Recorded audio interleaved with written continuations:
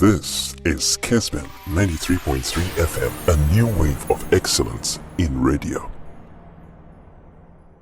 DNT, DNT, Saudi investment. Papa Bako da ano. Mamin Penny Saudi Asian Football Confederation. Papa Oda marketing ano your friend Hafiz Al Medlej or the same be atuja na the all can say kwan bia ombefa so na abranti your friend Mohammed Salah omanya na kwaka we visit on the ofri or a Muslim or a Arab inti ompe Salah and so meka ho awa Mohammed baby e kon dem so usu mu pa mamidi kan emra ho Yeah. Hafiz Al Medlej ono na head of marketing Asian Football Confederation mo kan na omo ye no mo on befa Mohammed Salah and so they across Saudi emra ho awa Sergio, me kind statement, or say Salah is the most decorated Arabian player. He's the best Arabian player ever. And he's a Muslim. He's one of their own. So, say, omo prefer different kind of players. Why not their own? okay And also, omo deneba, or the most popular Arabian player across the Arabian sub-region. okay From the northern part of Africa to the Middle East, he's a popular person. So some more FIFA other guys from European countries and the likes. Why not their own? wow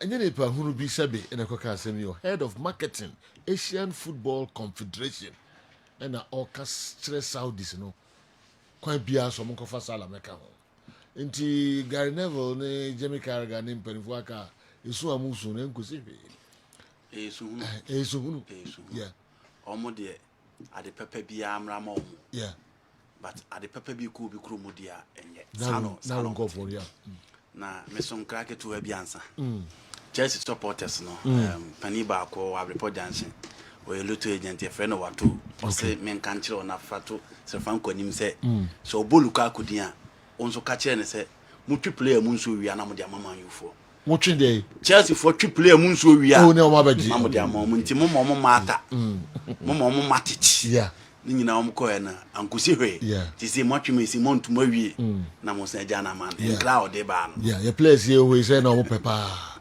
ya tafita from ne dia ma omo na mu de na tu no yeah say Arsenal ni bra break I have so no you know say I have a deal so almost done yeah omo wie but say aso omo wire nyina se boy no mu well catch your opinion Kovacic no ayen ase hwe say Man City so ani abre wow some more player pa na munum use omo de ade champions league gas omo ni use oh Julian on ban champions mo ko use omo ye munum use Messi mo ko use Matic no ye no some more players no some match the history e mo ko use omo ye more players are nkofo fa no say e onwa and waka ka have it see nim players use I say what and I'm saying fa Matic mo ko use omo ye na me kire we say nkomo amini yes or no oh there be say nkomo no question nye on the subject subject ne say Arsenal be fa Kai Havertz Man City any Kovacic Man U pe Mason Mount and na based on sa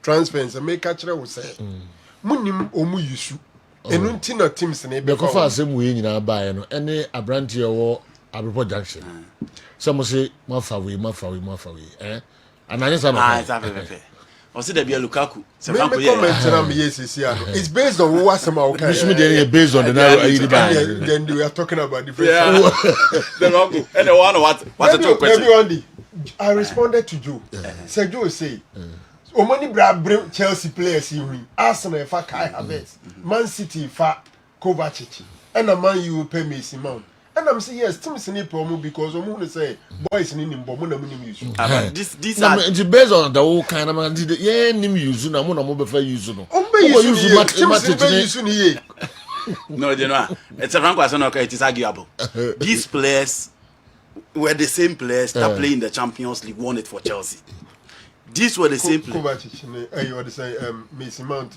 Mason Mount won the was part of the Yes. No, Kai cry the ball good man. these 3 players were there last season. And I'm not Who's him name use? you so much. Can we announce what's the question for? These are players who have won the Champions League. Why are they living selling them? Oh, they've been aboard here. Says Franco Sanity. Last season, these boys were there. They were not performing. And Tina, why you running there? And I make a choice. No problem. It's a 24-year-old. What can you say? Wow, you know. Whatever, it's a 24-year-old. Fine. Look at what's in being Come back from every young trust. Nara defeated. No, defeated. That's a rock. No, Andy, the confirmation, you know. Young trust. Andy, the confirmation, Mason Mount is 24 years. And years in the fire. Another narrow everybody. 21. I actually. How can you say 24-year-old actually? Almost 24. Grandma, we on Bobo. Okay. Delali Ojana Bobo Adigo say. Oh, yeah,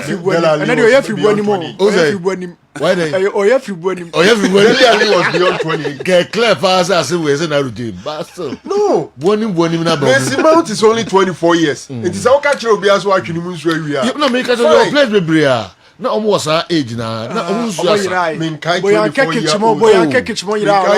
Giovanni dos Santos how many matches from Wasane news we are trying. All right. Yes, Uncle back. Yes, Uncle back. Yes, Uncle back. Okay. That's it.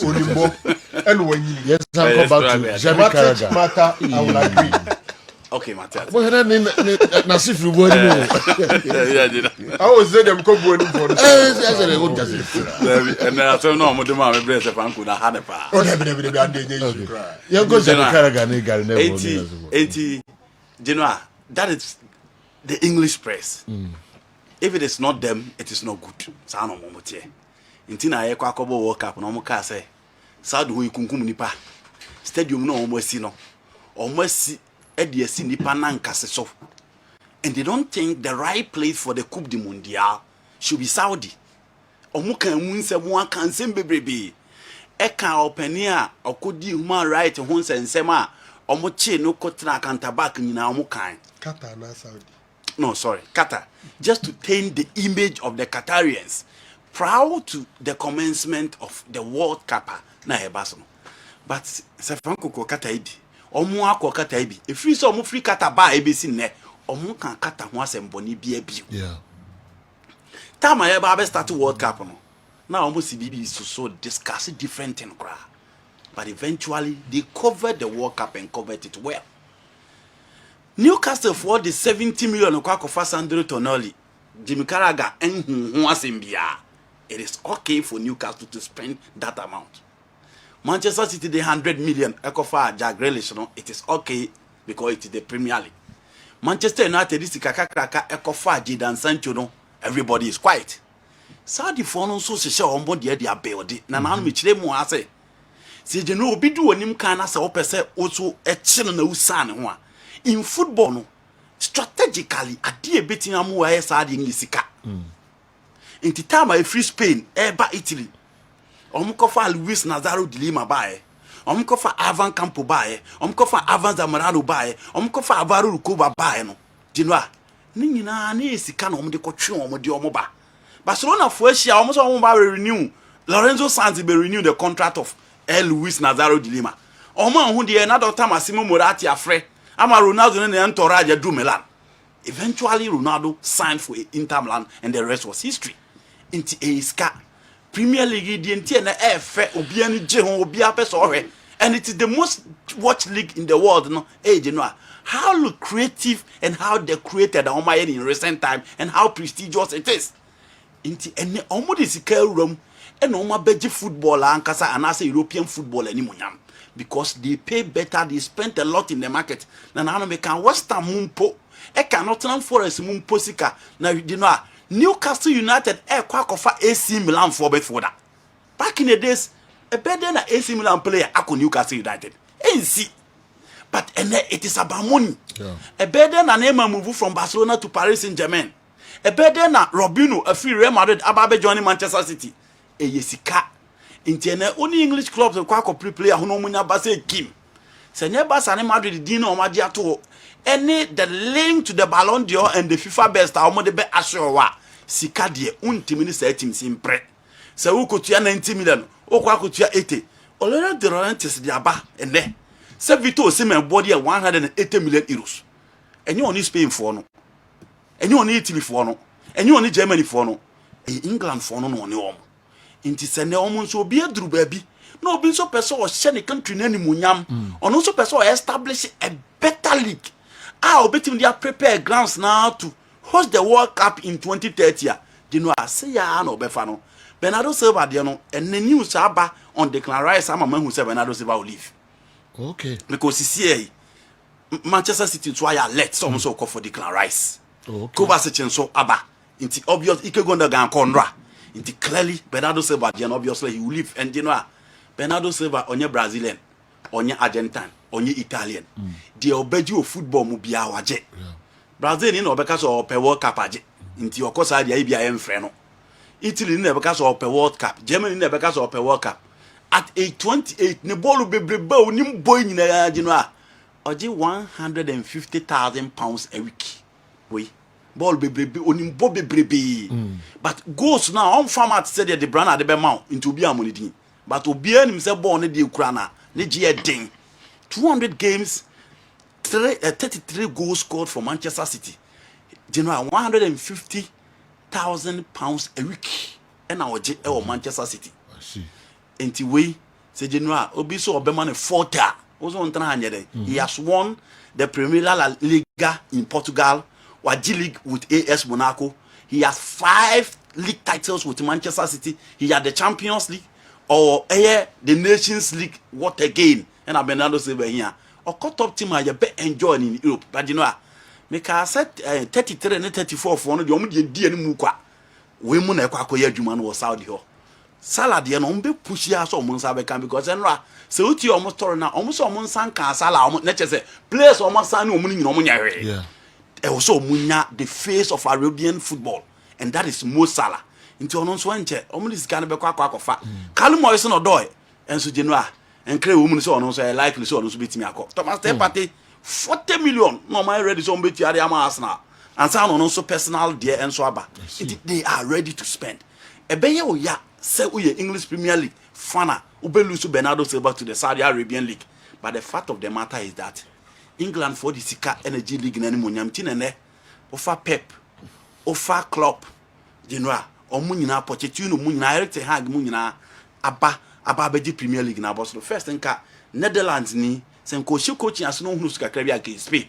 But Genoa apart from Carlo Ancelotti ono crowd for Premier League nim na ko Jose Mourinho free Premier League in the core, Conte free Premier League in the core, Thomas Tuchel free Premier League in the core. All the big coaches in the game want to be in the Premier League. Why? Because a honest cow. It is about money. Nothing wrong with it. But the car thing there, we should find a way to stop it. Oh, quite AC Milan made for that 70 million. Italy for now you did because you know Omuniska. Go on the parcel. Ona the parcel. It is 9 and a branch energy in a week. You are ready to double it for him. Most of them 8 million plus 2 million bonus, so 10 million euros a year for Abrante and Sandro Tonelli. Everybody is quiet. Italian football and omuni dama. Omuni ska. Inti de no omote techiri kakra. Omu no no ma ba be sha na. We no ma ba be sha da. Newcastle United e ko for AC Milan player. Personally is some. Can Newcastle United be then no ma ko for AC Milan. But it is the current regime is about money. Money. Inti selling club no only decided one also kwakoto no ska, you know, you are ready to go. Yeah, we get events and sporting the disciplines and the chichana. So over 2 over 3 over also mafa golf, mafa boxing. And I must have for football as I come. You know why? I'm the music bremo dia and I'm open, I'm invest. But why almost almost all the top teams in the Premier League. In England, one is can buy horse and out to players a free leagues how do more. Go we must stop. No. Necessary no maya. For a very long time, you know, men are maybe players. Football some na mo kan say. Football some na kan say. I'm so surprised that Andy. Inti cars cow there. I'm so surprised. Inti football no. Yeah. one principle. Make sure say obi meshel. Now what try say obeshen. Yeah.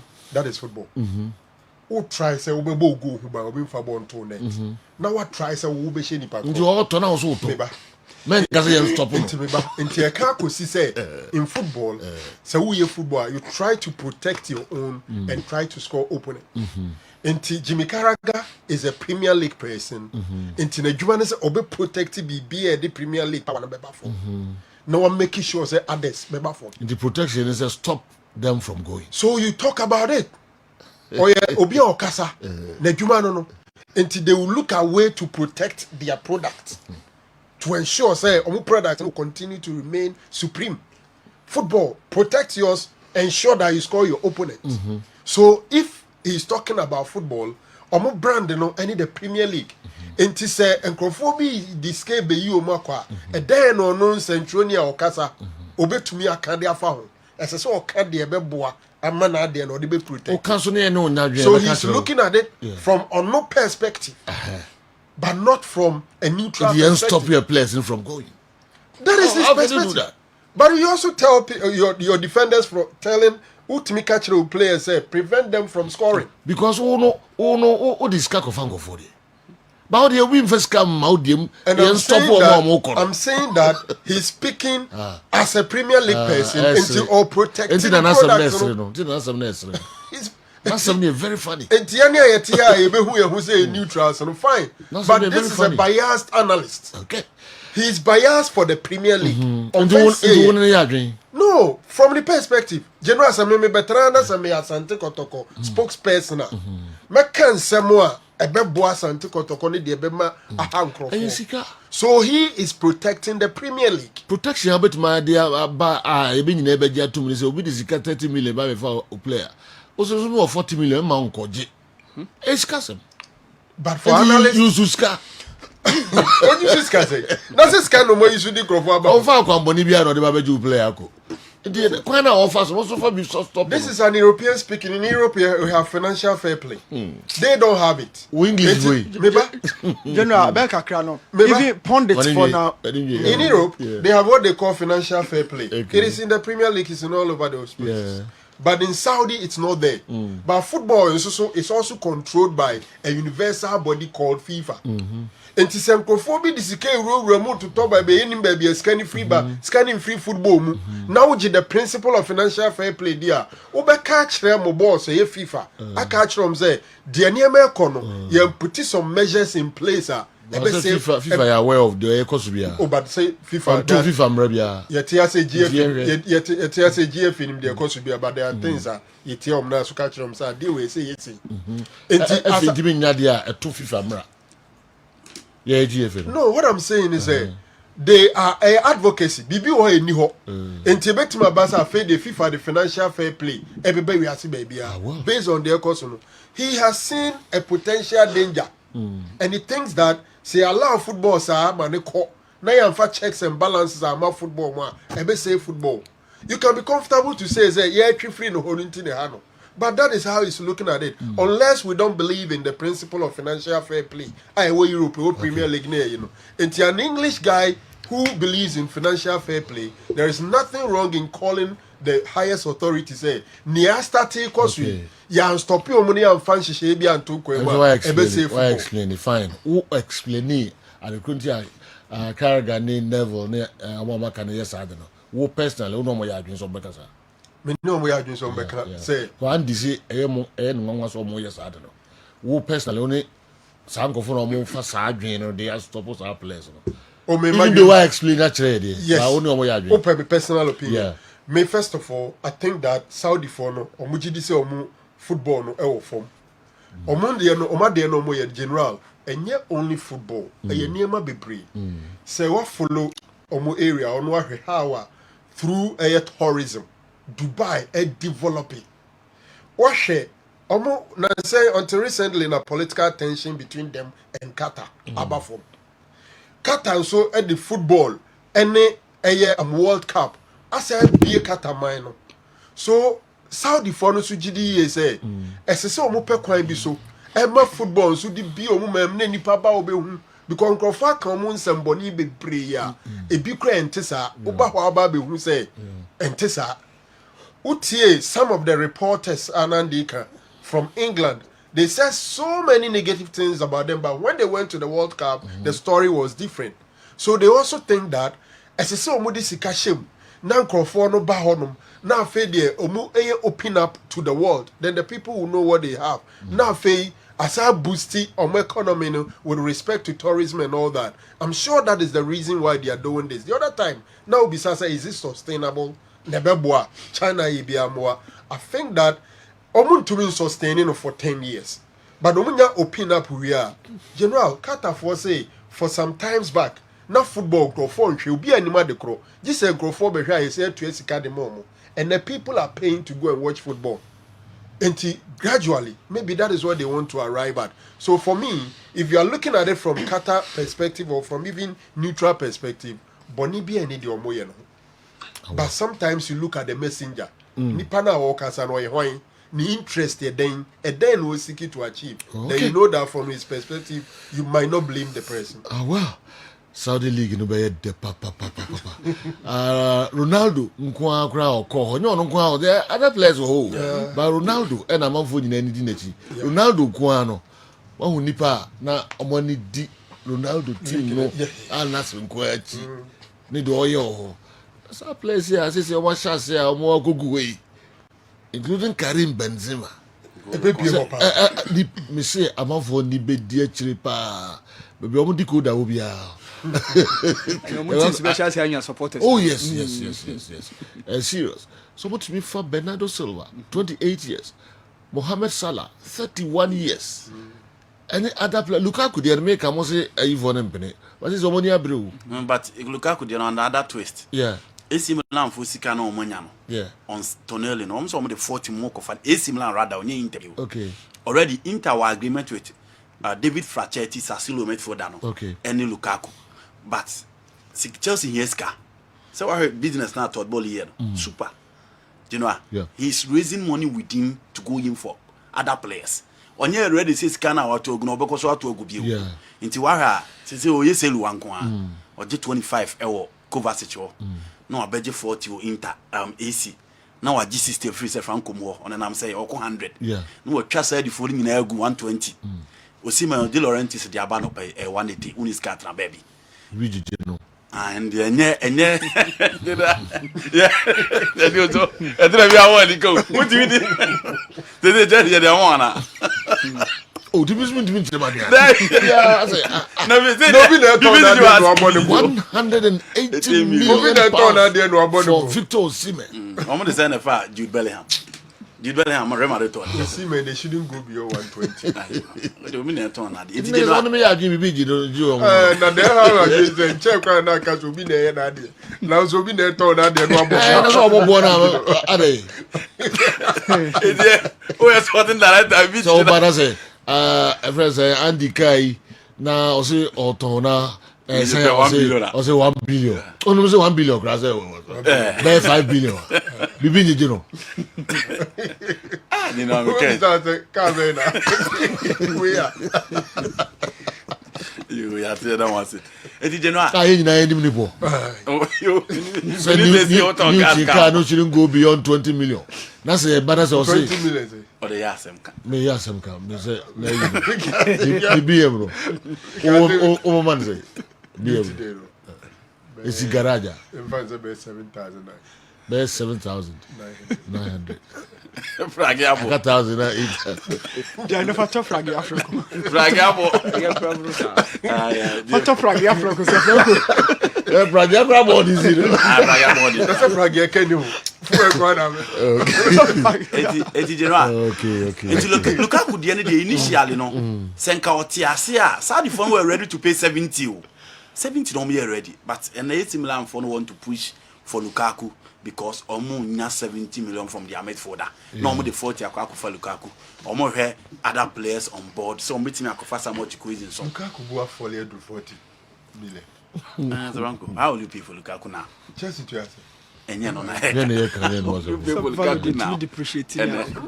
Chelsea to 100 million. And the demand. Yes, then over to Lukaku say.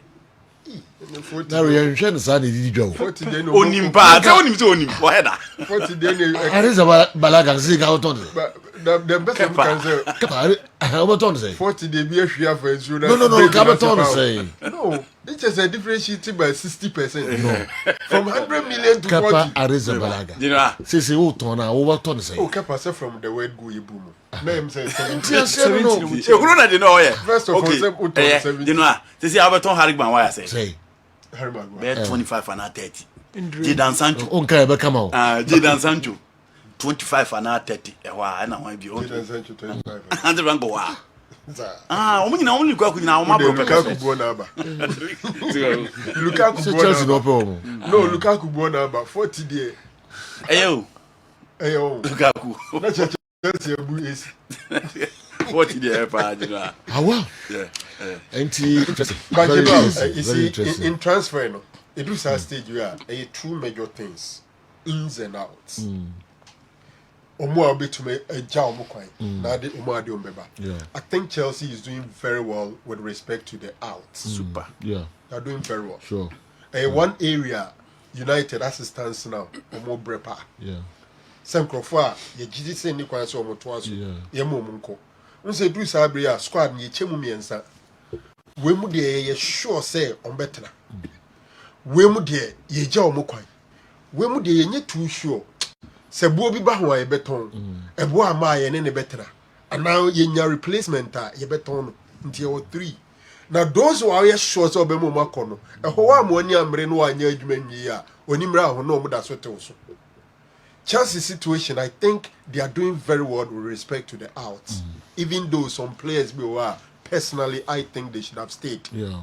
Me will be some American Chelsea and say Kaitna. Kameka Chelsea Kovacic, Omumi Nutna. Yeah. Because you need their experience in the team. But they are out. They be on the Scarborough. The only player which I will seven community or some opinion. Kovacic, me coach and my Koulibaly. Yes. Well, I think that for Kai Havertz there, Kamemana, but especially when this Gold account in Argentina, Jesse, no. And pay Miss Mount. Gold and black Jesse. Oh, just 2 years. Yeah. Come on, 5 matches be now. General, you see, Andy, Miss Mount as a number 10. Yes, that's like a second day. In the situation when Messi Mount and no pay reporter about say Messi Mount team na catch Chelsea board no say contract renewal o munya hun komodi. Yeah. Either so mo beton na or beton man contract as an work. They should sell him, and they've told the Omaka Chelsea board no say they should speak to only Manchester United and no other team. Until when you know Messi Mount is leaving. And probably Kai so qua as a Chinese one here with the new players and everybody. Chelsea are careful, they could get a problem. A new manager, apparently new the team. Spine of the team, new team, something. Utianye ya won't start well. Okay. And one area so much into hoodie no munya careful kakra. I don't want to have you see it is going to be an old spine. Kepa, Thiago Silva, Enzo. Probably the striker and going to be different. And so, I want to check it. So spine, your fan is 6 and 8, and probably your 9 and your goalkeeper. Yes. And our central defenders. Yes. Inti Kepa, no, are you sure? Now is almost Unana and Diego Costa. No, it's almost the 50. No, Chelsea so. Chelsea ni my union. Maybe Chelsea ni my union with 2 goalkeepers. Okay. Diego Costa of FC Porto. Ena Unana. Omumi nyina Chelsea ni ma nyina epe wo mo. Enti potential Chelsea the end there. Omo se de ombenya no omo de ne be replace Eduardo. No abema number 1 irrepressible Kepa Arrizabalaga. Ba betre. Obi dom de Kepa echi. This player say Man City emano ekwa miankasa na be me won kakra. Yeah. Bernardo Motaviga de Carvalho de Silva. No, features of free Man City Sache. You know, no, features of free Man City Ache. Why? Everybody. Say yes. Buy a phone, Abishia, no, I sure, no say. Right back. Everybody. it do be a lack of motivation and now the desire to change. Domu pen will city be omanya view. Boys here can about 5 league titles, FA Cup, Champions League. And Tobacco say it be omo pen new way. And usually new contract so I know sika na sa koso. But trophies na dia na everything. Ebi yes, I don't want no, General, I know no fact. General, ebi yes, Obi say K Gundogan. Barcelona no oku. For all you know, a Barca fan da. O pe Barca ni biabo. Enti sa brea obeko. And this is the time be a Barca betima afford no. Oko renew we are onye next season ko ne bi o ne form beba form onye attractive to Barca beam. Enti omunya sa chance na obeko. Especially sa hoho no. Bernardo Silva, Ikegon, Kaliwoka, they no make me a bem was bit say Kaliwoka obeko. Because English no he's the best right back for the Premier League and probably one of the best in the world. Season end almost on the fastest player. Say a wobo to me 2 millicapa and who Harrison will be not even a year or number 9 Ellen Haaland. Until I'll be shocked. Says City and Nancy will be done say on one Casabaya and Hongkong. England one day Trimudenti to Quayon. This is a incredible more chance, but Obisubeka said David Beckham and then Steve McManaman, Michael Owen around this time with the trouble. Some come out now, ins ne. They are concrete, but Christopher Nkuku ni why? Other teams, no, apart from Chelsea. Mikel Arteta want to go the Pep Guardiola way. Make the Pep Guardiola way. In the Premier League back then, it was a typical 4-4-2. In Tinipa Minu the centrally, you are going to have your number 6, very rigid, very combative, and your number 8 or the now about or corner about as boss to boss. Jose Bayano, he changed it from Kenny Douglas, Ferguson own impulse goes Roy Keane, Emma and Wenger so be fire with Patrick Vieira, Gilberto Silva. And I just say board the typical pivot Mienu with a 4-2-3-1, sometime 4-3-3. And I just say the buyer with Claude Makelele and then Michael Essien. Jurgen Klopp on so buy and also go the new way by a kind of first why share the midfield no very quick, very combative, very strong. No, Dino Van Adium, and Jordan Henderson are operating within the midfield and the attack. Pep will buy in the first season and Koye. So in the second season, and was switch here, and I'm a friend the Pep way. Fernandinho, David Silva, Kevin De Bruyne. Now De Bruyne bought from the left. At Chelsea, or Werder Bremen, Manuel Pellegrini from the left. Even in the Belgium national team, he operated from the wide areas. Pep boss our players will be can say obebre because in the Premier League, if you look at the kind of pace, the power now, on the bona, who go into David Silva and Kevin De Bruyne, or need that attribute to perform. But Pep dominated with that particular star. Jurgen Klopp the Ostiki to Nadia, and I did not trust so seen there. So already a Man United person or more, they want to go the Pep way, and even this season, so Opa Casemiro now Christian Eriksen with Brandt friend Bruno Fernandes. You are playing 2 number 10s, just like David Silva and then Kevin De Bruyne. Mikel Arteta and so, because a lot of people don't want to ask the Grunti Arsenal for Kai Havertz. He's not better than Gabriel Jesus. Probably Leandro Trossard can give them those options up front. Se Saka niho, se Martinelli niwa, or don't submit me as a human. But so it's crave free mobile. Mikel Arteta before the Nebano were promising to say, obey you soon, was central midfield. So, Obo, Declan Rice, or Munyana. Declan Rice is going to do the Fernandinho job, the Casemiro job. Now I bought Kai Havertz at David Silva with Odegaard as Kevin De Bruyne. And cry Mikel Arteta or the Ato Branton and him say, and that's all Cobon as number 9. And a lot of people are almost defending Kai Havertz, say he's a quality player. But Chelsea ain't me and full potential and the raw Chelsea demand as false 9. People feel that in attacking midfield, he'll be a better player than the Ehun or Chelsea because back then, Bayern for Leverkusen, he was operating between the central midfield and the attack as number 10. In Genoa, the Emma Arsenal push for Kai Havertz or Marco because of that. Declan Rice at the end of the game, so the ball be Briaco.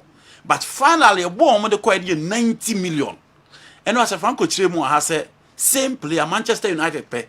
Now they are looking at Harry Maguire and then McTominay so the Bako Ebeka Sika Wako for Abrantia or the TV.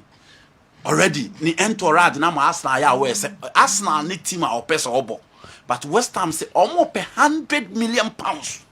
Say ne say sika na ma Arsenal fo nsi o makwa aka am na do 90 inti still kwan dem enende enkra eba ne say Manchester City enso e dey ato West Ham United anim say omo so ba ho nya branch no enjinua eno na ma me believe say no na chese Bernardo Silva will leave inti City nso e bo omo 100 million eno ni sika West Ham United City interest no eno na ma West Ham for hold you on say omonje Arsenal for 90 ABNS can be talk so yes eno ntina mo ma twen and don't forget it's early days yet omo be a window ni nduru ba bia fans no mani abro mu gidigidi 1 week kura mai enti omo ehwe ni mu say City those guys ne kwa City will come and come good and indeed say Ike Gundogan Bernardo Silva ko City be person omo be boost omo midfield no and who knows maybe Declan Rice City will be ready to pay 100 do what between the two teams in the Hafana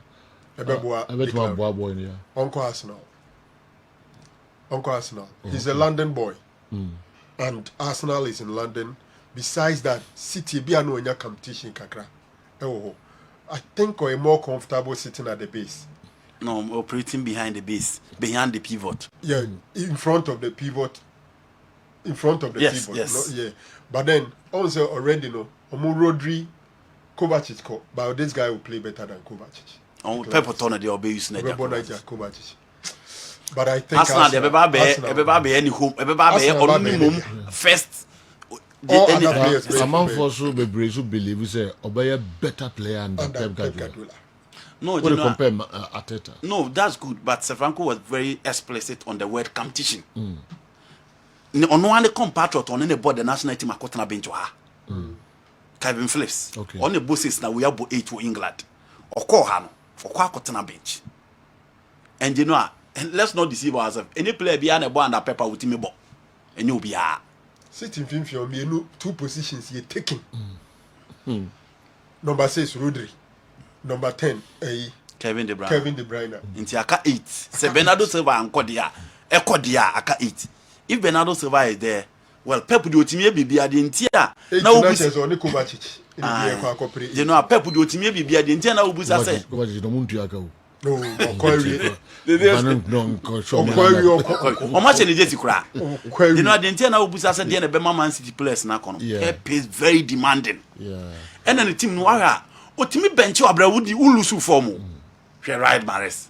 All of a sudden Riyad Mahrez are a French player. Oh, otimi bench Bernardo Silva at a point no fan na hwe. Or bench no. But lately it is Bernardo Silva. Enti otimi ka work as an say bo bench no de akra keto bi na nebo right back. Enti otimi yes I heard the other ya cancel fast. Or a lot of options into that respect. What's guy said Okusi saying? And can't take up post 2 ye na wa call like yase. Ewo omode kante ne picture na be kire o Instagram. Go like yase. I just saying Kona okono pay. And I say the position no. The new Chelsea. The new Chelsea. Position na okay. That one on Trakru you hope. Omuye ne there on. The new Chelsea. Na you know asara make any wa Brighton, Brighton. Wa beka se ne ma me ma omo ye 10 on ereto. No omo nyina dada ba akom ye nya na mane nko. Oh, very young so. Very young no nimbo. Any so what day. Omo to me say they about the scan 4 when million. they do also ntimu 4 million euros. Okay. Ono ne de no. Todd Bolle adwuma na oye na. Otwa nkrofo nyina akọ eye Saudi ho wia scanner obenya no. Now the Messi Mount mo Kuba se chemo de nyina akaboma. No, I'm making sure so be kwako. Nti ono de omo na kasasi, but they want to sell before they buy this particular player. Obeba Chelsea. I don't support what Gary Neville said. How can you say the Premier League should halt or put an embargo on transfer of Premier League players to Middle Eastern countries? Don't the Premier League teams also buy top players from other leagues? Have those countries complained? Many players are moving to the Middle Eastern countries because of money. So I don't think if the Premier League want to keep their players and maintain their integrity, they should increase the salary of their players. Sikapa Mazedis Hospital, Abraso Nedi we Abre, and Renoko, Duba Sima, and Kuno, Pepe, Kessben, midfield action. Oshe Ewo DSTV, channel 364. Yes, Yafana Ninano. obia ehwe programming sanso and a Go TV channel near 121.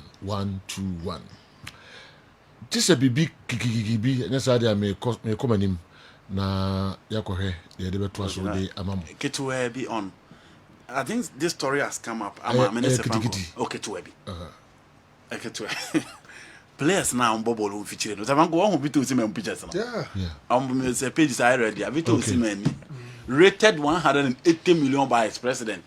Obon feature ball. Unana, so dear. Onana cry nyame who say pitch no nature of the pitch Onana ne Zambo Agiza. Only Zambo Agiza. You know, I giving it back to the society.